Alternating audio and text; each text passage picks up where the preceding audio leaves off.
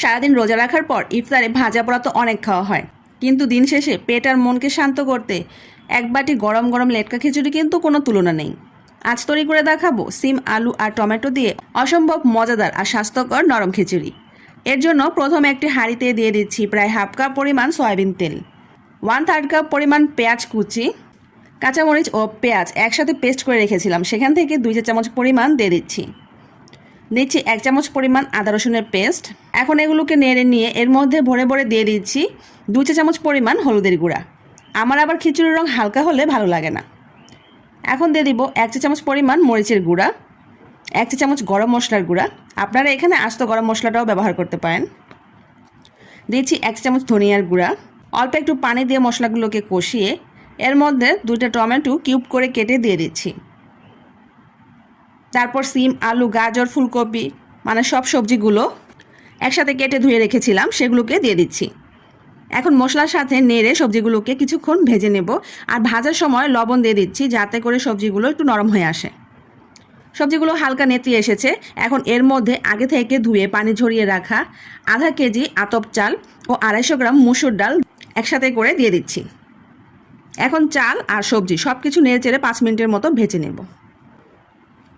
তারপর পাতিল ভরে পানি দিয়ে দিচ্ছি। আপনারা খিচুড়িটা যতটুকু নরম রাখতে চান সেই আন্দাজে পানিটা দিয়ে নেবেন। আমি আজকে একদম পাতলা খিচুড়ি তৈরি করব, তাই হাঁড়ি ভর্তি করে পানি দিয়ে নিচ্ছি। এখন লবণটা চেক করে নেব। এই পানিতে যদি লবণ ঠিক থাকে তাহলে খিচুড়িতেও লবণ ঠিক থাকবে, আর যদি লবণ কম হয় বা বেশি হয় তবে খিচুড়িতেও লবণ কম বেশি হবে। আমার খিচুড়িতে লবণ কম হয়েছে, তাই আমি আবারও স্বাদ অনুযায়ী লবণ দিয়ে দিচ্ছি। একদম পাতলা খিচুড়িতে কিন্তু লবণের পরিমাণটা একটু বেশিই লাগে। এখন ঢাকনা দিয়ে মিডিয়াম হাই ফ্লেমে প্রায় 10 মিনিটের মতো রান্না করে নেব, আর এর মধ্যেই ভালোভাবে খিচুড়িতে বলক চলে আসবে। প্রায় 11 মিনিট পর দেখুন কেমন খারাপভাবে বলক চলে এসেছে। এখন চুলার আঁচ মিডিয়াম লোতে করে দিয়ে বেশ খানিকক্ষণ রান্না করব, যতক্ষণ না খিচুড়ির ঝোল ঘন হয়ে আসছে। আমি প্রায় 30 মিনিটের মতো চুলায় বসিয়ে রেখেছিলাম। দেখুন খিচুড়িটা কীরকম ঘন হয়ে এসেছে। এখন এর মধ্যে একটুখানি ঘুটনি দিয়ে দিচ্ছি যাতে করে খিচুড়িটা আরও মাখা মাখা হয়ে আসে। এখন এই খিচুড়িটাকে আরও টেস্টি করতে এর মধ্যে আমি আগে থেকে রান্না করে রাখা ঝোলসহ মাংসের তরকারি দিয়ে দিচ্ছি। শুধু এমনি খিচুড়িটা খেতেও ভালো লাগতো, কিন্তু এই রান্না করা মাংসের তরকারি অ্যাড করাতে এই খিচুড়ির স্বাদ বহু গুণে বেড়ে যাবে।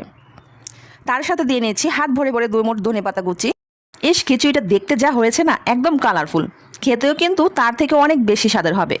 আর এই স্বাদ আরও বাড়ানোর জন্য এর ওপর দিয়ে ছড়িয়ে দিচ্ছি 1 টেবিল চামচ পরিমাণ ভাজা জিরার গুঁড়া, 1 চা চামচ গরম মশলার গুঁড়া ও 1 টেবিল চামচ পরিমাণ দেশি ঘি। ব্যাস, ইফতারের জন্য একদম পারফেক্ট স্বাস্থ্যকর খিচুড়ি তৈরি। এই ধোয়া ওঠা খিচুড়ির সাথে যদি আপনারা 1 টুকরো লেবু বা আচার সাথে নিয়ে ইফতারিতে খান, তাহলে কিন্তু আপনার ইফতারিটা একদম জমে যাবে।